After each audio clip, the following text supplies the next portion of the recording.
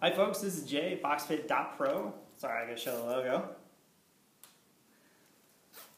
Today I want to talk about wrist wraps. We've got a lot of questions about how to properly wrap the wrist, which techniques to use. And I would say whatever technique works, covers the wrist, hands, and the thumb. There's a lot of YouTube videos out there. There's two types of wraps really, technically. One is going to be the wrap that you wear when you get into an actual fight, and that's a sanctioned fight in the ring or on a mat or in a tournament setting. And that is going to include the wrap itself with some gauze or padding over the knuckles, and then some more wrap and tape on top. Traditionally, for training purposes, these wraps are fine. Just make sure they're long enough to be able to wrap the wrist thoroughly, and the thumb thoroughly, and the knuckles thoroughly. Because there's a lot of small bones in the hand, obviously, and a lot of tendons and ligaments that are compromised when you're striking something like that sucker over there. It's very heavy. You are at risk of turning the wrist on the bag, and even on a trainer's serratus anterior. A fighter is going to be really strong there. So when you strike there, the serratus anterior muscles, or even just the ribs, it's going to be pretty heavy. It's going to be a strong impact on the wrist. So you want to make sure you get some solid protection for that.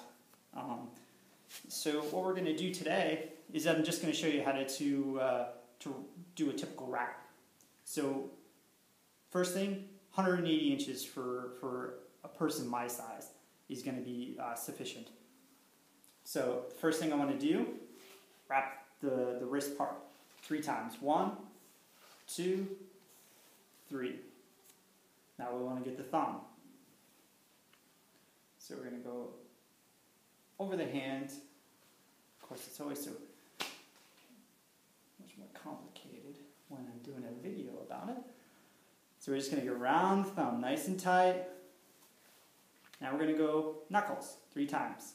1, 2, 3. Now we're going to get into the fingers so we can tie everything in. I'm going to use the thumb as an anchor. So I'm going to go around the thumb. 1, 2, 3. Again, think 3s. Now, again, I got it pretty loose here. So I want to go around that hand. Make sure it's nice and tight. Then I'm going to finish up around the wrist. Make sure it's nice and tight, but not to the extent where you're restricting blood flow. Down the wrist.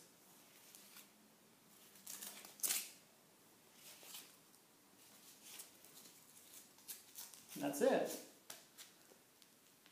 Nice and tight.